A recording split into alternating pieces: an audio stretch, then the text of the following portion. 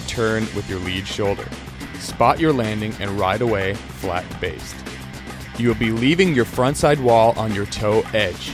To initiate the motion for a backside alley-oop, it is very subtle. All you need to do is drive your shoulder a little bit into the rotation. Wait until the apex of your trick and begin to spot your landing and ride away flat based. After you get your rotation down, start to add grabs at the apex of the trick. The more and more comfortable you get with the rotation, the more you can start to drift it down the line. Alley-oops are not the most technical trick in the book, but can be one of the best looking when done right.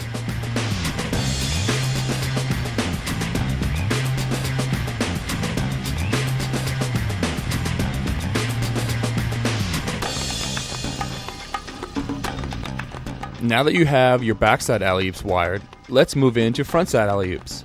These will be done on the opposite wall, your backside wall. As with backside alley-oops, we will apply what we've learned off of straight jumps. The rotation is very similar to a frontside 360. Approach the backside wall on your heel edge. Take a straight up and down line in the half pipe. Pop off the lip and begin rotating over your lead shoulder. Follow through with your head and spot your landing. When landing, you will have a tendency to land on your heel edge. Stay relaxed and centered and get your board flat base as soon as possible to avoid a heel side washout. Practice the rotation until you are comfortable with the way it feels, then start to add grabs. Try grabbing frontside first. That way you can still drive the rotation with your lead arm. Forward lean can help with any trick done on the backside wall. If you can't get a good line up the wall, try adding a couple degrees of lean to your high backs.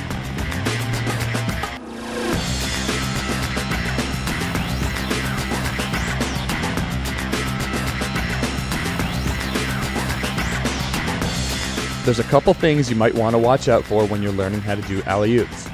The first I call the over-oop. That's when you take a line that is too straight up and down in the half pipe. It has a tendency to eat up all of your speed. The next one is the heel side washout.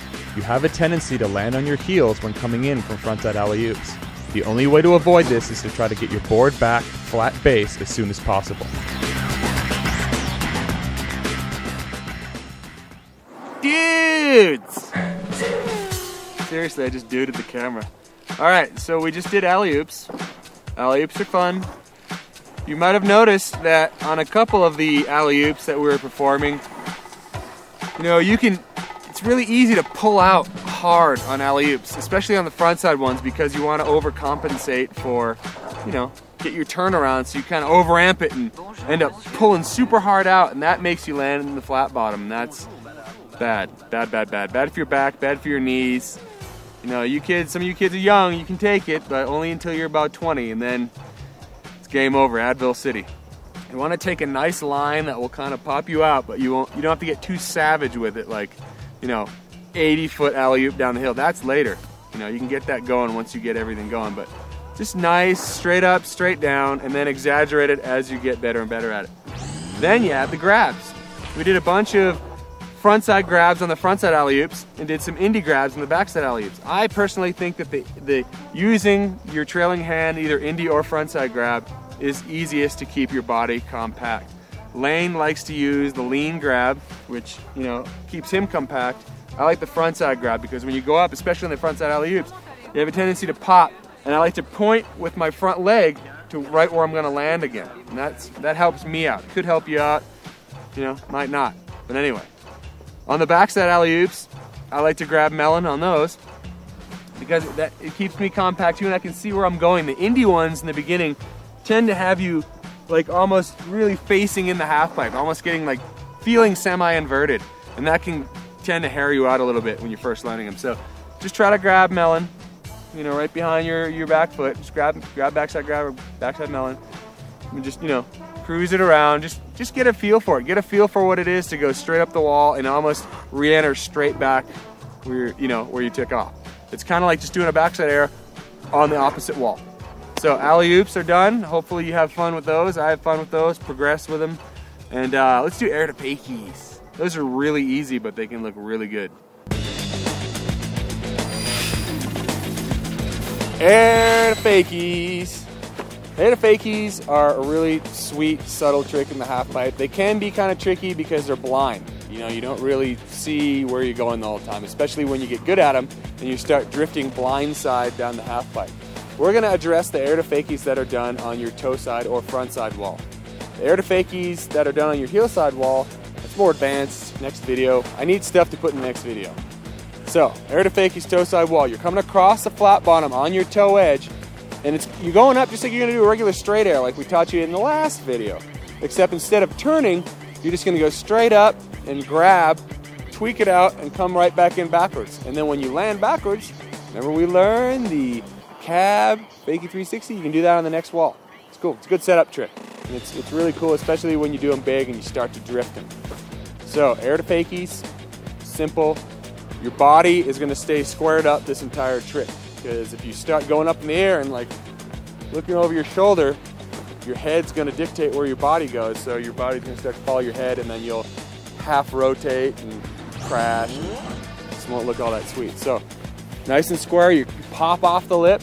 Just, you know, look at your board. Just look at your hand, or look between your legs. Just find a point to center your vision on, and focus on that point, and just be confident that you have enough pop to go in and then land fakie. Try them small at first, work your way up. Next thing you know, you'll be doing them like Chris Nelson. Got a couple of shots of him in the video. He didn't even know he was in the video. His name might even make the box, I don't know. But he did some big ones, and those are what you aspire to. All right, air to fakies, perfect setup trick. Let's get them, get this thing over with. That's pretty much our last move, is the air to fakie. And then it's up to you. You can make stuff up.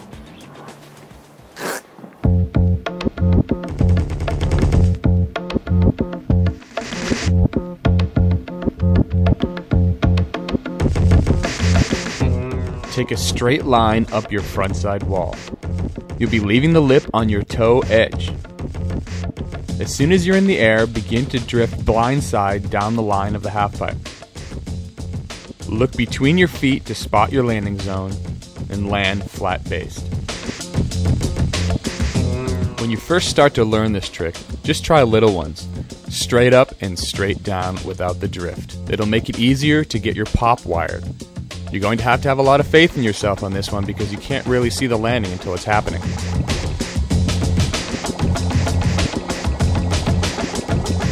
My buddy Chris here is about to keep the faith in a big way. That's a good 8-foot air to fakie right there. And you can't really see where you're going to land. Disorder. Also, remember to try to get that base to land flat. Disorder. If you have a tendency to start leaning over on your heels, you might want to think about taking a less drifting line in the half pipe. Watch here as Lane comes back in and gets back on his heels. He's just going to wash out in the flat bottom.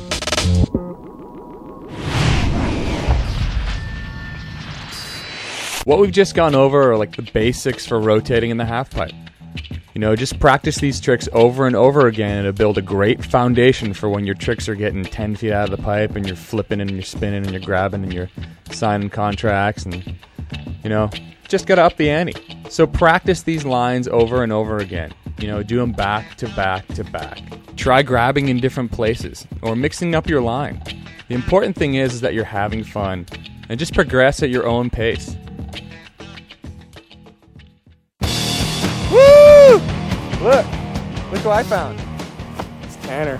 Tanner's a skier, but I think he's super sweet. So he's about to tell you how Todd Richards' trick tips has changed his life. Go.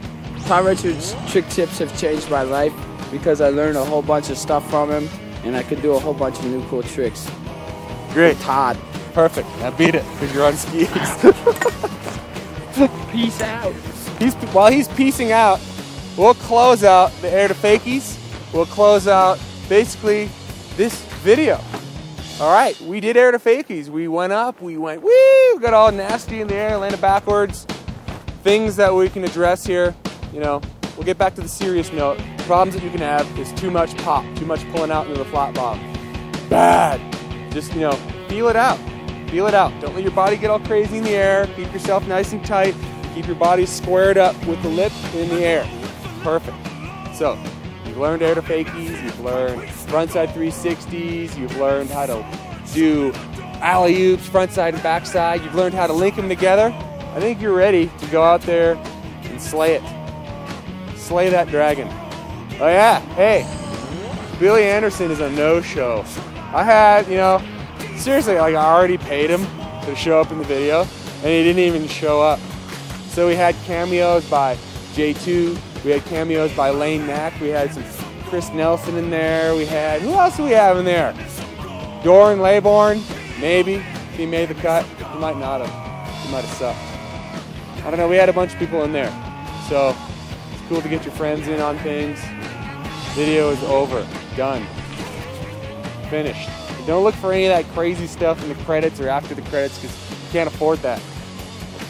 Done. Dust. It's over. Is it over? You're trying to sell that roll video A for me. In a good way or a bad way? I heart Todd. Take Yeah, one. but like in a fun way. Hi, I'm Trisha Burns. I'm Gretchen Blyler.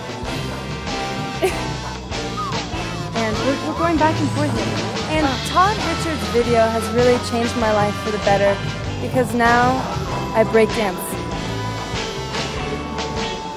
No, that's not good. We need a minute. Roll A14. I love Todd. Take two. Hi, I'm Trisha Burns. I'm Gretchen Blyler. Speak louder. Oh, And Todd Richards who? hi. I'm Gretchen Blyler. And I'm Trisha Burns. And we're here today to tell you how awesome Todd Richards' video is. Wait, he has one? I didn't think so either, but they're making us say this. Okay, I think it's, I heard he was doing like backside 3 maybe. I thought he was doing 180s off the jump. I don't think you can do any of that, but anyway, I think he was teaching like CAD.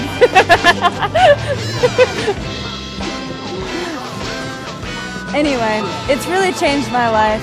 I see him do, you know, a backside 360 off a jump, and he really tweaks it out, and it really makes me think, you know, maybe I should go read a book or something.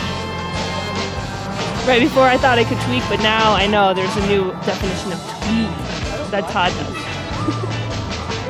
I know, I want to go read a book. I don't watch TV either. Bye!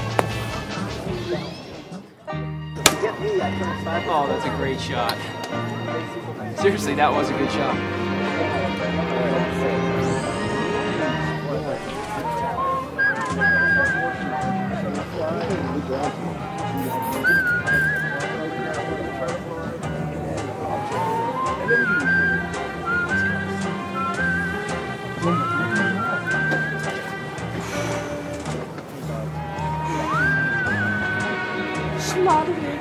You going?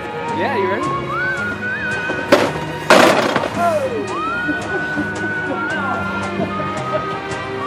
Funny, Todd.